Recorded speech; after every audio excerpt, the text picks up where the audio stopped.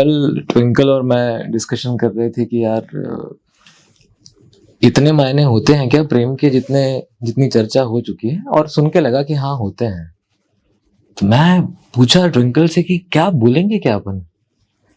तो ट्विंकल ने कहा कि प्रेम की अवधारणा, धारणा, प्रेम कथा और मनोविज्ञान, इस पे बात करना है तो तुम कीर्ति को बुला के खड़ा कर देना और कहना कि अब यही है जो है सब कुछ।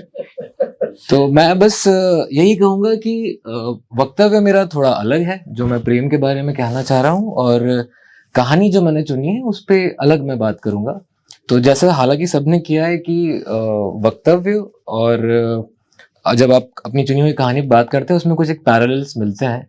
मैं वहां नहीं पहुंचा, वो करने में नहीं पहुंचा, और मुझे लगा कि जो मेरे निजी अनुभव हैं, या मैं जैसे अभी जो देखता हूँ कि आज इस समय सबसे ज्यादा जरूरी क्या है, उसका एक थ्रेड पकड़कर मैं अपनी बात लिखता हूँ, और वही मैंने कोशिश की है और थोड़ा सा नयापन लाने की कोशिश की है।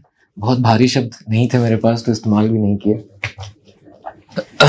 शुरुआत करता हूं मैं 3 वाक्यों से, 3 घटनाओं से या खबरों से आप कह सकते हैं। पहला वाक्य या पहली खबर 12 मई 2021 की एक खबर, वो मैं पढ़ देता हूं।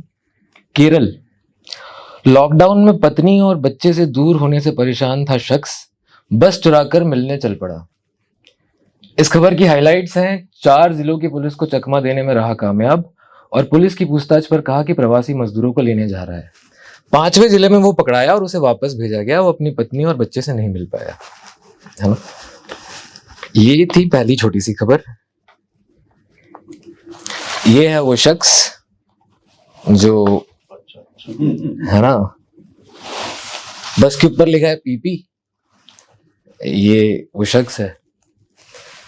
दूसरी जो घटना है वो अक्टूबर 1995 की है।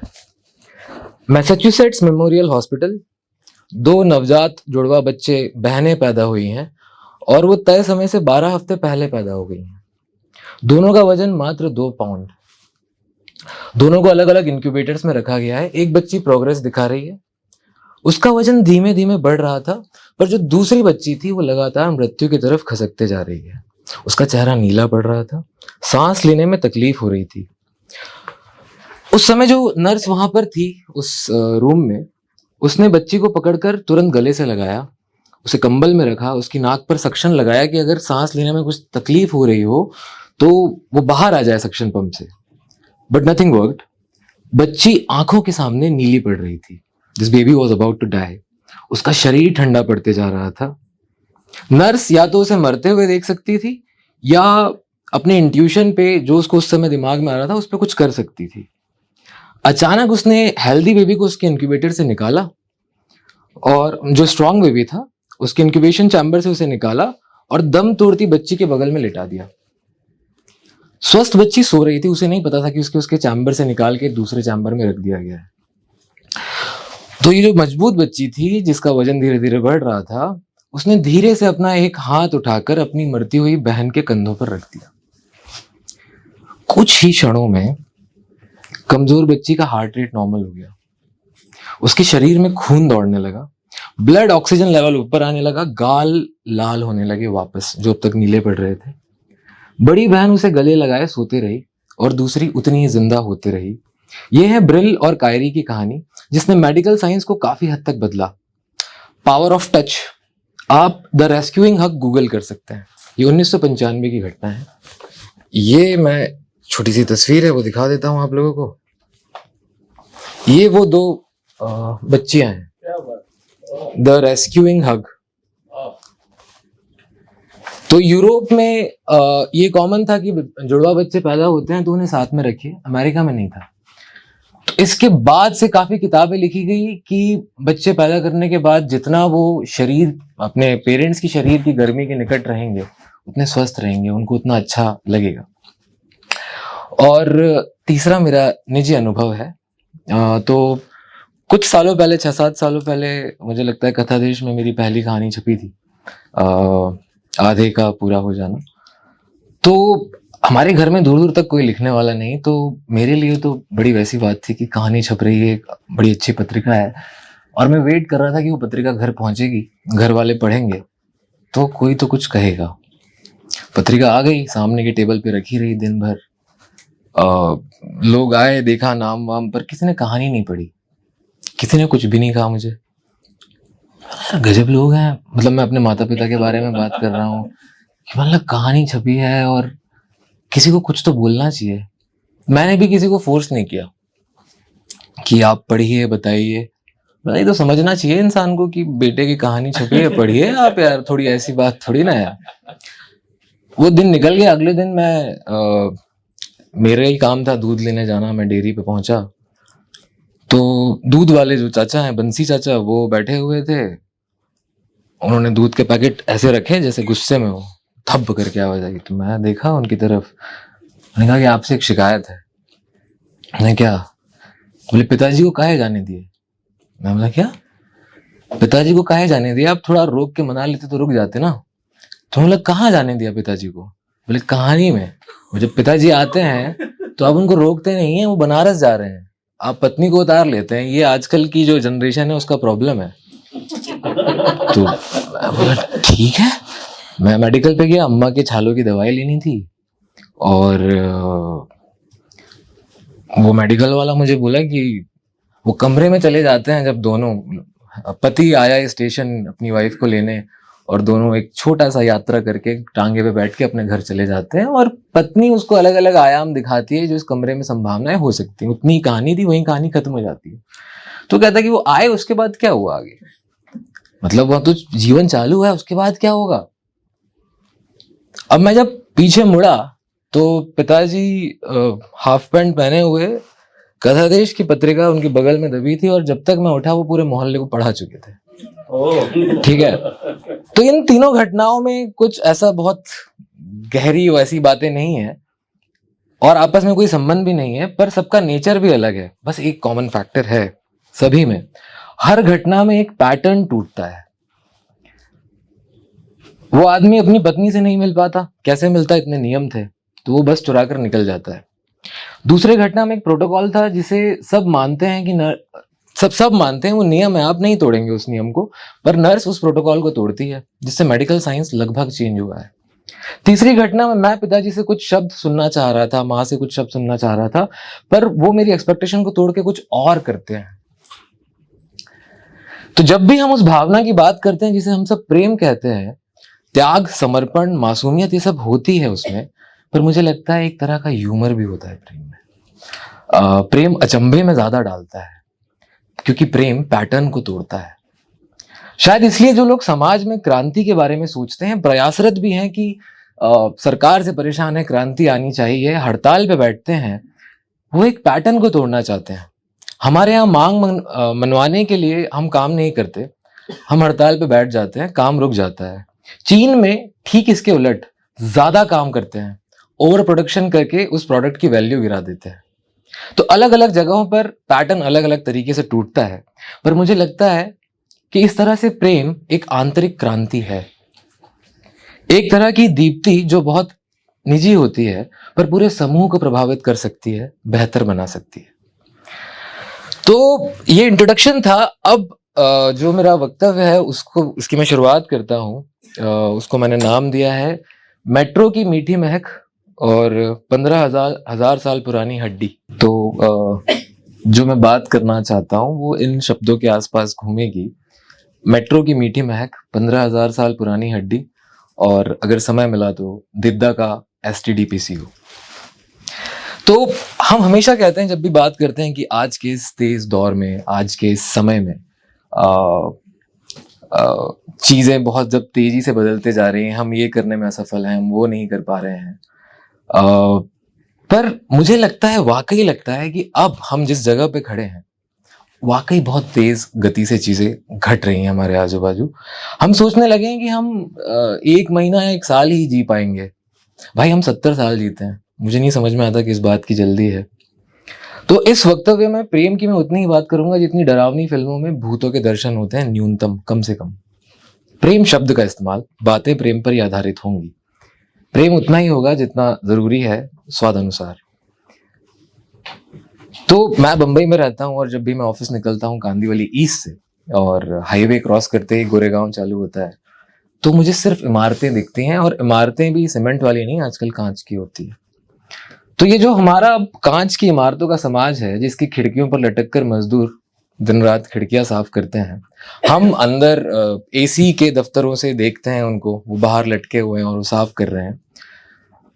हमें दफ्तर में घुसने से पहले एक मशीन पे अंगूठा लगाना पड़ता है, फिर मशीन बताती है कि आज आप 1 मिनट देरी से आए हैं तो आपको आज हाफ डे का मिलेगा, बेसिकली आधे दिन की सैलरी घटेगी। आप बहुत गुस्से में आप उस मशीन को गाली बकना चाहते हैं, आप उस पंचिंग मशीन को एक पंच मारना चाहते हैं, पर आप ऐसा नहीं करते क्योंकि आप ऐसा कर नहीं सकते। आप क्या करते हैं, आप एचआर को एक पोलाइट सा मेल लिखते हैं और आप उन्हें बताते हैं कि आप इन कारणों से 1 मिनट लेट हुए, अपने जीपीएस का रिकॉर्ड शेयर करते हैं, आप काम शुरू करते हैं। लैपटॉप स्क्रीन आपको बताती है कि आज आपने इतनी देर काम किया है।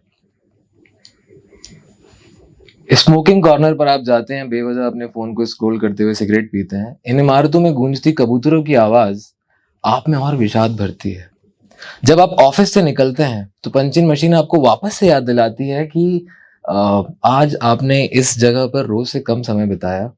आपकी सैलरी न कटे, इसलिए आप टीम हेड को इन्फॉर्म करते हैं कि आज आप ओवर टाइम करेंगे।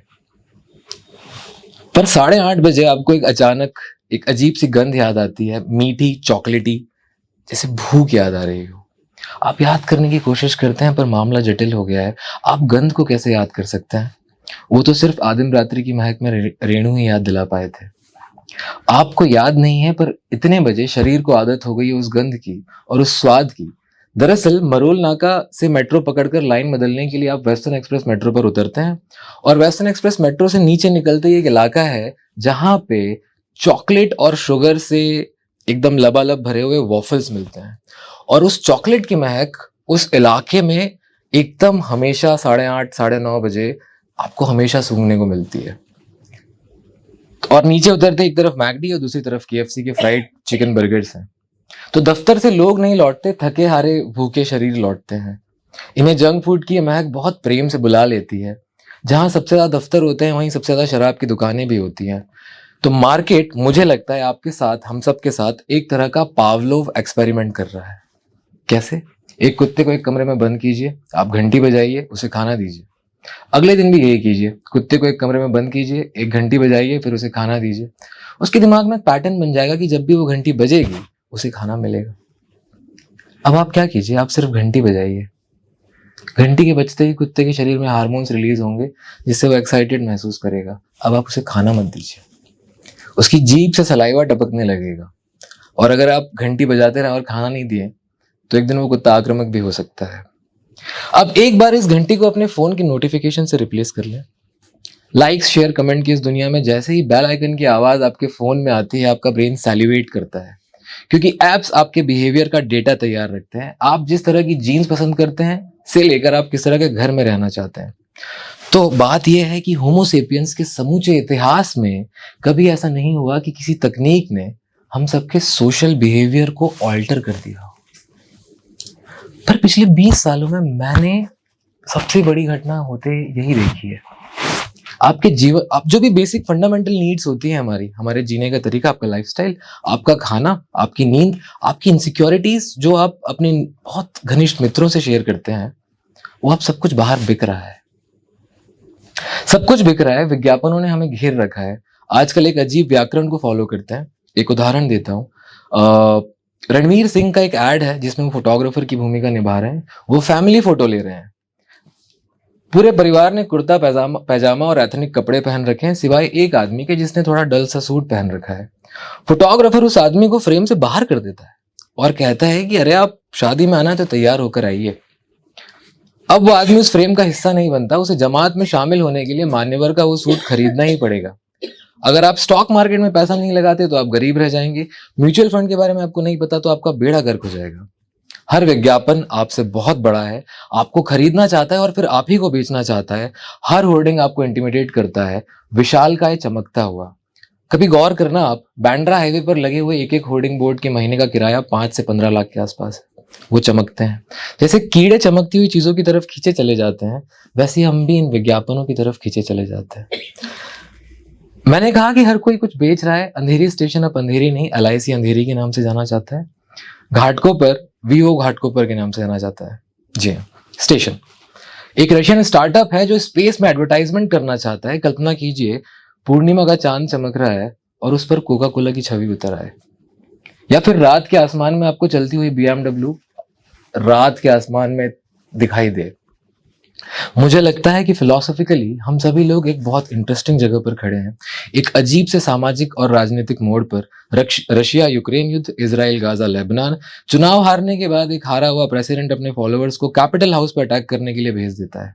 आज वो फिर जीतने की कगार पर है और दुनिया बदलने की बात कहने वाला एंटरप्रेन्योर इलॉन मस्क उसके साथ खड़ा हुआ है। मीडिया एक धीमा जहर बेच रहा है रोज, लगातार हम सभी एक धीमी स्पिरिचुअल मौत मर रहे हैं। विजडम और इंफॉर्मेशन दोनों में कंफ्यूज हो चुके हैं हम सभी। पर इन सब बातों के लिए मैं क्षमा चाहता हूँ, पर ये सब जरूरी था कहीं पहुंचने के लिए। अब उस आदमी पे वापस लौटते हैं जो पंचन मशीन में अपनी उंगली लगाने में 1 मिनट लेट हो गया था, जो रोज पूरी दुनिया से हारता है, उलझता है, हारता है, थकता है। वो अगले दिन फिर इस दुनिया में उतरने के लिए खुद को कैसे समेटता होगा, उसके पास क्या है? मैं उम्मीद करता हूं कि उसके पास एक दोस्त होगा जो रात में दिन भर की अनगिनत हारों का मजाक 2 बियर के कैन के साथ उड़ा देता होगा। मैं उम्मीद करता हूं कि उसके पास थामने के लिए अपनी प्रेमी प्रेमिका की हथेलियां होंगी, और मैं उम्मीद करता हूं कि उसके पास माँ पिता होंगे जिन्हें वीडियो कॉल पर कैमरा फ्लिप करते नहीं आता। मैं उम्मीद करता हूं कि वो अपने आप को बटोर लेता होगा जैसे तैसे, क्योंकि उसके पास उसके हिस्से का बचा कुचा प्रेम है। पर मुझे सच में लगता है कि हम सभी को कुछ हो गया है। हम कोई इस बात को लेकर गंभीर नहीं है, हम सबके पास सब कुछ है, पर हम सभी कहीं बहुत अकेले बैठे हुए हैं। दोस्तों से ज्यादा एक 8 इंच का डिवाइस हमें जानता है, जानकारी की भरमार है पर संवेदनाओं की भारी कमी है, और स्पर्श लुप्त हो चुका है। ये कोई कोइंसिडेंस नहीं है कि 2 साल पहले एक अदृश्य वायरस ने हमसे हमारा बीइंग, हमारा होना छीन लिया। स्पर्श, निकटता, हाथ थामना, करीब जाना, किसी के पास सांस लेना, ये सब कुछ प्रतिबंधित था, नियम थे। तो थोड़ा अगर ह्यूमन एनाटॉमी के बारे में सोचे, एक सीधी रेखा अगर हमें बीच से काट दे, विभाजित कर दे, दूसरे मनुष्य भी ऐसे ही बने हैं। मैं जानता हूं कि मैं गलत हूं, पर मुझे बहुत हद तक ऐसा लगता है कि हम एक दूसरे को गले लगा सकें, इसलिए हम ऐसे इवॉल्व हुए हैं। आप खड़े होकर देखिए, मैं आपको गले लगाऊंगा, आप भी मुझे उतना ही गले लगा पाएंगे। हमारे पूर्वज एप्स के अलावा और कोई प्रजाति है नहीं जो सजग रूप से एक दूसरे को गले लगाती हो।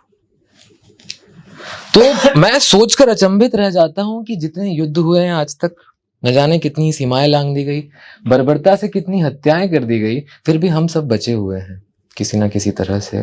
फिर भी हम सब नष्ट नहीं हुए। कैसे?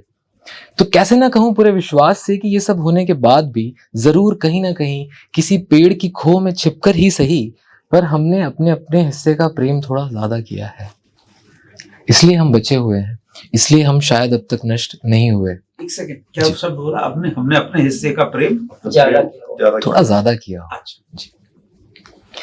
तो थोड़ा सा मैं एंथ्रोपोलॉजी की तरफ जाना चाहता हूँ, आर्कियोलॉजी की तरफ जाना चाहता हूँ। तो मार्गरेट मीड नाम की एक अमेरिकन एंथ्रोपोलॉजिस्ट थी। उनसे किसी स्टूडेंट ने सवाल किया कि सभ्यता की पहली निशानी क्या है मैडम, बताइए। कि गुफाओं में बने हुए चित्र हैं, पुरातन महानगरों के अवशेष, मोहनजोदाड़ो, हड़प्पा, या पत्थरों से बने हुए हथियार हैं, या मिट्टी की सुराही है। सभ्यता कब पनपी? तो मार्गरेट मीड ने अपना समय लिया और कहा कि लगभग 15,000 साल पहले उन्हें कुछ समय पहले एक हड्डी मिली थी, फीमर बोन, जो हिप से घुटनों तक जाती है। गहन अध्ययन के बाद पता चला कि हड्डी कभी टूटी थी। उस समय एनिमल किंगडम में अगर किसी की हड्डी टूट जाती थी तो आपकी मौत निश्चित थी। कोई भी जानवर आपका शिकार कर सकता है, आप भाग नहीं सकते और आपको कोई बचा नहीं सकता, क्योंकि उसको पहले ही भागना पड़ेगा। आपके लिए कोई भी इंतजार नहीं करेगा।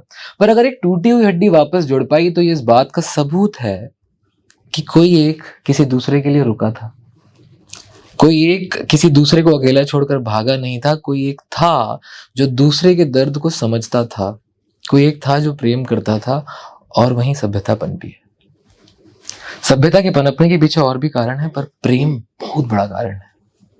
प्रेम क्या है? पाना है, खोना है, महसूस करना है, बहुत ज्यादा महसूस करना है, किसी बने बनाए पैटर्न को तोड़ने वाला एहसास है। तो कई बार मैं डेटिंग एप्स के बारे में भी सोचता हूँ। मैं उम्मीद कर रहा था कि शायद किसी के वक्तव्य में हल्का सा जिक्र हो कि क्या ये जरूर हुआ था कि प्रेम रूपांतरित हो सकता है ना। पर अब ये देखिए आप कि डेटिंग एप्स बने कहाँ पे। टिंडर, बम्बल, हिंज, ये सब वेस्टर्न फिलॉसफी को फॉलो करने वाले देश, वेस्ट के देशों से आए हैं, सिलिकॉन वैली से निकल कर आए हैं। अगर सिलिकॉन वैली से नहीं निकलते तो क्या अंतर होता। प्रेम जगहों के हिसाब से भी अपने रूप बदलता है। फर्ज कीजिए अगर ये एप्स जापान में बनी होती, पर ये मेंशन करना चाहूंगा कि ईस्ट की फिलॉसफी से आए या हमारे यहाँ से आए शादी.com पर भी जो फिल्टर्स डाले गए थे वो जाति के हिसाब से फिल्टर्स डल गए थे कि आप ब्राह्मण दूल्हा ढूंढे या ब्राह्मण या राजपूत दुल्हन ढूंढ सके। तो जहाँ पे दूसरे बैरियर थे, हमारे यहाँ ये सब बैरियर था। पर मैं कुछ और कहना चाह रहा हूँ कि वेस्ट की फिलॉसफी अगर कहती है कि आई लव फिश, अगर मैं ये कहता हूँ तो what do I mean by that is I love the idea of fish in my mouth. और ईस्ट की जो फिलॉसफी हमें बताती है, और अगर मैं कहता हूँ आई लव फिश, तो वो काफी हद तक उस जगह ले जाती है कि यार मुझे मछली पसंद है, तैर रही है, उसे मैं तैरने देता हूँ, let her be, let fish be. मैं बेहतर महसूस करता हूँ जब तुम आसपास होती हो। इसके मायने बेहद बदल जाते हैं जब आप कहें जब तुम आसपास होती हो मैं महसूस करता हूँ। तो थोड़ा सा जेम्स बॉल्डविन की तरफ मैं जाता हूँ। उन्होंने एक निबंध में लिखा था कि मुझे नहीं लगता कि कोई भी सिस्टम, किसी भी प्रकार की सरकार या कोई भी इंस्टीट्यूशन किसी को बचाता है। जहां तक समझ कहती है सिर्फ एक इंसान ही इंसान को बचा सकता है, हमेशा नहीं, कभी कभी, पर उतना ही काफी है। एक और ज़ेन बुद्धिस्ट मॉन्क थे थिक नाथ हान, उनका एक कोट है, हैन जी, अच्छा है, माफ कीजिएगा, आई एम सो सॉरी। उनका एक कोट है, to love without knowing how to love wounds the person we love. To know how to love someone, we have to understand them. To understand, we need to listen. तो किसी से प्रेम करना बिना ये जाने कि उससे प्रेम करना कैसे है, ये उस इंसान को और ज्यादा चोट भी पहुंचा सकता है। प्रेम कैसे करना है जानने के लिए हमें उस इंसान को समझना होगा, समझने के लिए हमें उसे सुनना होगा, और किसी को सुनने के लिए खुद को पूरी तरह से पहले खाली करना होगा। अपना वॉल्यूम, लंबाई गुणित चौड़ाई गुणित गहराई बढ़ानी पड़ेगी। हमें प्रेम को लेने और देने दोनों के लिए एक पैटर्न को तोड़ना होता है। मैं लौटना चाहता हूँ सर्वेश्वर दयाल सक्सेना की जो एक कविता है उसकी तरफ, कि तुम्हारे साथ रहकर अक्सर मुझे महसूस हुआ है कि दिशाएं पास आ गई, हर रास्ता छोटा हो गया है, दुनिया सिमटकर एक आंगन सी बन गई है जो खचाखच भरा है, कहीं भी नहीं, न बाहर न भीतर, हर चीज का आकार घट गया है, पेड़ इतने छोटे हो गए हैं कि मैं उनके शीश पर हाथ रख आशीष दे सकता हूँ, इनका आकार बड़ा हो गया है। आकाश छाती से टकराता है, मैं जब चाहूं बादलों में मुंह छुपा सकता हूँ। तुम्हारे साथ रहकर अक्सर मुझे महसूस हुआ है कि हर बात का एक मतलब होता है, यहाँ तक कि घास के हिलने का भी, हवा का खिड़की से आने का और धूप का दीवार पर चढ़कर चले जाने का भी। तुम्हारे साथ रहकर अक्सर मुझे लगा है कि हम असमर्थताओं से नहीं, संभावनाओं से घिरे हैं। तो मुझे वाकई ऐसा महसूस होता है कि जब आप प्रेम करने लगते हैं, और ये प्रेम जैसा कि सर ने कहा था कि जरूरी नहीं एक आदमी एक औरत के बीच ही हो, एक अलग सा प्रेम होता है, एक वैश्विक रूप का एक प्रेम होता है जिसमें आप मनुष्यों के बारे में भी काफी सोचते हैं। तो ये बस मैं प्रेम के बारे में इतनी बातें करना चाह रहा था। अब मैं जादूगर जो मैंने कहानी चुनी है उसके बारे में थोड़ी सी बात कर लेता हूँ। तो शुभम सुमित मेरे मित्र हैं और नाटक भी लिखे हैं उन्होंने, अभी फिल्म मेकिंग का कोर्स कर रहे हैं FTI से। उनकी एक कहानी है, थोड़ी लंबी कहानी है, पर मुझे लगता है कि इसमें बातचीत की संभावना है। इनका एक बहुत अच्छा नाटक भी है, रोमियो रविदास और जूलियट देवी, इसका बम्बई में कई बार मंचन हुआ है। तो शुभम सुमित की कहानी जादूगर, मुझे लगता है कि इस कहानी में उपन्यास होने की या हो जाने की छटपटाहट है। ये नहीं पता कि अच्छी बात है या बुरी, पर ये कहानी अपने से बड़ा होने की भरसक कोशिश करती है, पर साथ ही अपनी सीमाएं भी जानती है। जादूगर नाम की इस कहानी के मुख्य किरदार हैं जीवन के दो अद्भुत फेज या दौर। पहला है बचपन और दूसरा है किसी का पहला प्रेम। अब कहानी में बचपन बड़ी मासूमियत से किसी को पहली बार प्रेम में पड़ते हुए देखता है, और मुझे इस कहानी में जो एलिमेंट सबसे ज्यादा प्रभावित करता है वो है इसकी संवेदनशीलता और इस कहानी के लेखन की नाटकीय लय। शब्दों के रिपीटिशन इस कहानी को उसकी एक व्याकरण देते हैं, एक स्ट्रक्चर देता है। जैसे माँ कहती थी मन का भरम है जादू, आंखों का धोखा है जादू, हाथ की सफाई है जादू। हाथ की सफाई माने कोई करतब, जैसे मदारी दिखाता है करतब वैसे ही भालू और लंगूर के करतब। पर अजी कहाँ, करतब और जादू में वही फर्क है जो जमीन और आसमान में है, जो अभागन और सुहागन में है, जो रोशनी और अंधकार में है, जो इस देखी दुनिया और उसकी अनदेखी दुनिया में है। अजी मैं कहता हूँ जादूगर इस दुनिया के प्राणी होते ही नहीं। इस दुनिया मानो वो दुनिया जिसमें हम रहते हैं, खाते हैं, सोते हैं, हंसते हैं, गाते हैं, रोते हैं, जहाँ दुख है सुख है, जहाँ गिरो तो चोट लगती है, ज्वर आता है बीमारी होती है, जहाँ भौतिकी और रसायन के सिद्धांत काम करते हैं, जहाँ गुरुत्वाकर्षण लगता है, जहाँ समय से सूरज उगता है और समय से रात होती है। उस दुनिया जिसके बारे में किसी को कुछ नहीं पता सिवाय इसके कि वहां आदमी मरता नहीं, रोग दुख व्याधि नहीं, न्यूटन आइंस्टाइन नहीं, उनके सिद्धांत नहीं, वह दुनिया वही दुनिया और जादूगर बिना तो इस दुनिया के प्राणी होते हैं ना उस दुनिया के। या यूं कहो कि दोनों दुनिया में एक साथ होते हैं, दोनों दुनिया के प्राणी, दोनों दुनिया के ज्ञानी। तो एक तरह की एक लय पढ़ने में भी महसूस होती है, और अगर आप इसे बोलें तो भी वो छोटे छोटे जो शब्द हैं जो एक अजीब सा आपको एक स्ट्रक्चर देते हैं, और ये पूरी कहानी में ये बरकरार रहता है। तो ये कहानी मुझे एक बहुत बोलने वाला बच्चा लगती है जो सब कुछ अंदर सोख लेना चाहता है, जैसे एक स्पंज। और कहानी में वाकई में एक 3 साल का बच्चा है, तीसरी क्लास में पढ़ता बच्चा है, जो अपनी बड़ी बहन कमली से बड़ा ही प्रभावित रहता है हमेशा। दूसरा एस्पेक्ट जो मुझे मजेदार लगता है इस कहानी का, फॉर एग्जाम्पल जैसे ही हम साहित्य और सिनेमा, जैसे ही हम साईफाई कहानियों की बात करते हैं, तो बहुत ही एक पेसिमिस्टिक, एक निराशावादी लेंस लगा होता है उन कहानियों पे। वही कुछ कहानियां जो भले ही नियति में एक हृदय विदारक ट्रेजेडी, एक त्रासदी की ओर बढ़ रही हो, वो फिर भी अपनी लय नहीं छोड़ती, वो अपने जीवन का पूरा रस लेते हुए चलती है। तो जादूगर मुझे वहां पहुंचते हुए दिखती है। सरल भाषा में बच्चा जीवन के मजे लेता है, अपनी बड़ी बहन कमली से बहुत प्यार करता है और अपने कछुए राजू से भी। छोटा भाई कमली से दूरी बर्दाश्त नहीं कर सकता। दोनों एक ही स्कूल में पढ़ने जाते हैं, और एक दिन जादू दिखाने आता है जादूगर, जो पूरे गांव में सुपरस्टार का दर्जा पा लेता है। बच्चा और उसकी बड़ी बहन खुशी से फूले नहीं समाते, क्योंकि उनके पिताजी जो गांव के सरपंच हैं, उन्होंने जादूगर को अपने घर रुकवा लिया है। पर यही कहानी एक मोड़ लेती है, अपने एडवेंचर और एक्साइटमेंट के पैटर्न को तोड़ती है, क्योंकि कमली जो 15 साल की है, उसे अब जादूगर से प्यार हो गया है। और तीसरी कक्षा में पढ़ने वाला ये बच्चा, छोटा सा बच्चा, सब कुछ होते हुए देख रहा है, अपनी बड़ी बहन के व्यवहार में धीमे धीमे आते बदलाव, जादूगर और उसके बीच होने वाले वार्तालाप के लहजे का बदल जाना। अपनी बड़ी बहन को वो देख रहा है कि कोई इंसान खोया खोया कैसे रहता है। जैसे कहानी में एक जगह है, उसमें कुछ नहीं हो रहा है, कमली कुछ नहीं कर रही है, जादूगर बैठा है, बच्चा बैठा है, कमली बैठी है, और कमली चुपचाप अपने पैरों को देख रही है, अपने पैरों की उंगलियों को देख रही है। पर ये समझ में आ जाता है कि वो कुछ सोच रही है, वो किसी फैसले के बीच में है, वो किसी आंतरिक क्रांति से जूझ रही है।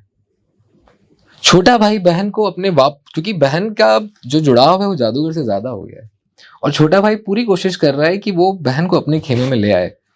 तो कुछ समय पहले जो बहन का एक टर्टल था, टर्टल थी राधा नाम की, उसकी मौत हो चुकी है। तो वो जादूगर को कहता है कि आप मुझे ये टर्टल अपने जादू से वापस लाकर दे दो, और जादूगर उसकी मदद करता है। पर ये सब होने के लिए सब प्लॉट्स नहीं है।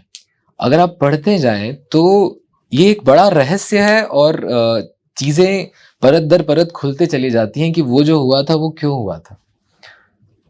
तो एक बड़ा ही खास मुझे लगता है कि इसी लय को बरकरार करते हुए जो बहुत एक नाटकीय मोमेंट आता है कहानी में, जब 15 साल की कमली जादूगर से अपने संबंधों को प्रगाढ़ करने के लिए उसके निकट होती है, और छोटा भाई अपनी बड़ी बहन को देख लेता है कहीं से झांक कर। मैं बरसाती के सामने खड़ा था, अंदर जाऊं या नहीं, दरवाजे की फांक से अंदर झांका। यह क्या? आंखों ने यह क्या देख लिया? ईश्वर, मेरे इष्ट, मेरी आंखों के सामने ये अनिष्ट क्यों कर? मेरे साथ ऐसा अन्याय क्यों? मैंने ऐसा क्या पाप किया? मुझे ये सजा क्यों? मैंने बिजली के नंगे तार छू लिए थे, पूरा शरीर एक झटके में झुलस गया था। मैं नीचे भागा। जो पहाड़ थोड़ी देर तक छाती से फटकर बाहर आना चाहता था, वो बिना किसी चेतावनी सचमुच ही फट पड़ा। मेरे अंदर का भूकंप मेरी आंखों के सामने नाच रहा था। मेरे चिथड़े उड़े हुए थे। मैं कहाँ जाऊं, क्या करूं? बगैर बगैर चेतावनी मुझे किसी ने ज्वालामुखी के अंदर झोंक दिया था। मेरे कान गर्म, ललाट तपे हुए, कोयले का जलता टुकड़ा मेरे माथे पर। कोई मेरे ऊपर पानी डाल दो, मुझे दरिया में फेंक दो, बर्फ की सिल्लियों पे लिटा दो। मेरे अंदर दावानल। इससे पहले मैं झुलस झुलस पड़ूं, कोई मुझे बुझा दे। मैं माँ के पास जाना चाहता था। माँ, मैं तुम्हारा बेटा, तुम्हारा संतति, तुम्हारा कोखधारी। माँ, मेरी जान बचा लो। माँ, मुझे माफ करना, मैं तुमसे इतना दूर रहा। माँ, इसमें मेरा कोई अपराध नहीं। माँ, कमली ने मुझे तुमसे दूर रखा, वह डायन, वह राक्षसी। माँ, कहाँ हो तुम? तो एक 3 साल का बच्चा जो थोड़ी देर पहले कहानी में अपनी बहन को एकदम सुपरस्टार की तरह ट्रीट करता है, वो अचानक से पलटकर अपनी बहन को विलन बता दे रहा है कहानी का। उसे कह रहा है कि वो डायन है, वो राक्षसी है। तो इस कहानी की शुरुआत में वही बच्चा जो अपनी बहन को आंखों का तारा मानता है, उसके साथ रहना अच्छा लगता है, वो जब अपनी बड़ी बहन को प्रेम करते हुए देख लेता है तो एक अजीब सी नफरत से भर उठता है। और मैंने तीसरी कक्षा में पढ़ने वाले बच्चों की जो नफरत कैसी होती है वो बहुत कम पढ़ी है कहानियों में। वो माँ से जब कहता है इसमें मेरा कोई अपराध नहीं, कमली ने मुझे तुमसे दूर रखा, वह डायन, वह राक्षसी, माँ कहाँ हो तुम? तो वो एक को छोड़ के दूसरे के पास लौटा है। तो इस भाव की जटिलता मुझे झकझोर के रख देती है और मैं तुरंत टटोलता हूँ अपने बचपन को कि मैंने ऐसा कितनी बार किया होगा अपनी बड़ी दीदी के साथ। मेरा प्रेम कितनी बार अचानक नफरत में बदला होगा क्योंकि किसी और के प्रेम में मुझे वांछित स्थान नहीं मिला। कहानी के दूसरे रहस्य भी धीरे धीरे खुलते जाते हैं। जादू है या नहीं, जादूगर है कौन, जादूगर है या कपटी है, कहीं कमली की नजर तो नहीं बांध दी गई जादू से। जादूगर गांव छोड़कर चला जाता है और फिर बच्चा अपनी बहन के बारे में बताता है। वह आगे आगे जलती जाती और मैं पीछे पीछे उसके भस्म समेटता जाता। दीवार में, क्योंकि मेरा दोस्त है तो मैं जानता हूँ कि दीवार में खिड़की रहती थी में जब वो लिखते हैं कि हाथी आगे आगे चलता जाता, पीछे पीछे उसकी जगह छूटती जाती। तो वो मुझे अचानक याद आया कि कैसे प्रेरणा आपने कहीं से कुछ और ही भाव की बात ली और उसको इस कहानी में इतने खतरनाक समय पर आपने उसको ऐसे लिखा। तो कहानी में कई बार सीधे कहानी कहने वाला सीधे पाठकों को संबोधित करता है और अपनी लंबी कहानी को पढ़ने की प्रार्थना तक करता है, क्योंकि अब उसका त्याग बाकी है, उसका एक प्रायश्चित है जो बाकी है। मैं जानता हूं कि कहानी के मापदंडों पर कई जगह इस कहानी में अभी काम किया जाना बाकी है। कभी कभी कहानी समय विहीन हो जाती है और फिर एक पंक्ति में अचानक 3 बरस बीत जाते हैं। कभी लगता है कि लेखक बस कहानी को अंत तक पहुंचाना चाहता है। क्या शब्दों की अधिकता के बावजूद कमली और जादूगर के चरित्र पूरे पके नहीं है, ये भी मैं सोचता हूँ। क्या कहानी फिल्मों की तरह लंबे लंबे सेटअप रचती है और हर बार उनका पे ऑफ देने की कोशिश करती है? पर इन सब के बावजूद मुझे जादूगर एक सशक्त कहानी लगती है जिसमें एक अलग पूरी दुनिया है। जादू की दुनिया जहाँ चीजें गायब हो जाती हैं और हमारी असल दुनिया जहाँ कलंक है, जात पात है, पगला प्रेम है और दोनों दुनिया के बीच का पुल एक मासूमियत है। बस एक एंड नोट है। मैं फिल्म इंडस्ट्री में काम करता हूँ और काफी इंटरव्यूज आप यूट्यूब पे देखते हैं बड़े बड़े डायरेक्टर्स के। तो ऑर्सन वेलेस जिन्होंने सिटीजन केन फिल्म बनाई थी, वो कहते हैं कि उन्हें एक शब्द से नफरत है। उनके लिए इस शब्द से ज्यादा कोई और उदास शब्द नहीं है, प्रोफेशनल। हम लोग बहुत प्राउडली मुंबई में कहते हैं जहां भी काम करते हैं कि I am a professional, I know how to deal with it.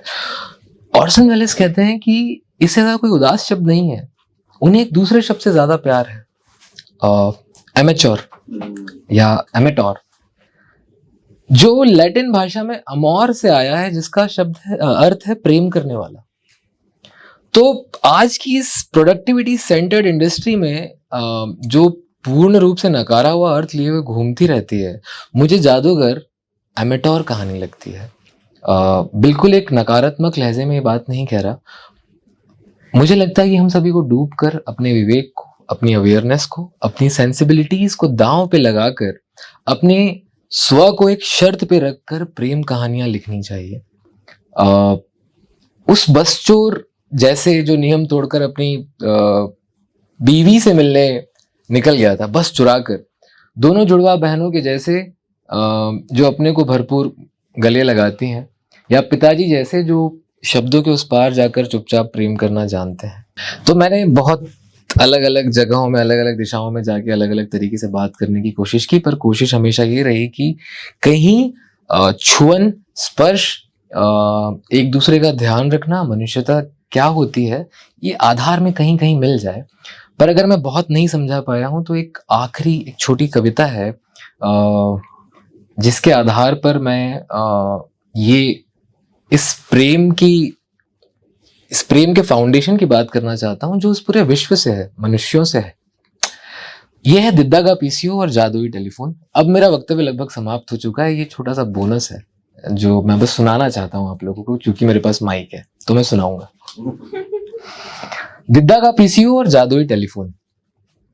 तो दिद्दा जिस दिन नहीं रही थी उस दिन एक जापानी आदमी आया, खूब रोया और दिद्दा के घर के सामने छोड़ गया एक पीला टेलीफोन। दिद्दा बहुत बड़ी थी, लंबी चौड़ी, अपने पिता दद्दा जितनी विशाल। जब दोनों साथ में टहलने निकलते थे तो लोग कहते कि देखो दिद्दी और दद्दा जा रहे हैं। बोलते बोलते दिद्दी का नाम कब दिद्दा हो गया पता ही नहीं चला। दिद्दा के हस्बैंड बाहर रहते थे किसी दूसरे शहर में, ऐसा वो बताती थी। बरगदाई अमावस पर बरगद को धागा बांधती थी दिद्दा, ये सब हम जानते हैं। करवा चौथ मनाने भी कहीं जाया करती थी। लोगों को बाद में मालूम चला कि दिद्दा पूरी दिन स्टेशन पर बैठी रहती, पूरी रात बेंच पे लेटी रहती और अगली दोपहर लौट आती थी। दद्दा के मरने के बाद दिद्दा ने एक पीसीओ खोला। वो था शहर का पहला पीसीओ, हमारे मोहल्ले का लैंडमार्क दिद्दा का पीसीओ। एक पीला फोन बाहर काउंटर पर, दूसरा कैबिन के अंदर। रायपुर, जावरा, खैरागढ़, इटारसी, जहां भी फोन करना होता, बड़े लोग काउंटर के फोन से बात करते और हम कैबिन के फोन से चुपचाप बड़ों की बातचीत सुनते। एक तीसरा फोन और था, लाल फोन, एंटीना वाला, बिना तार का जादुई फोन, जिससे दिद्दा पूरे मोहल्ले वालों की बात सुनती थी।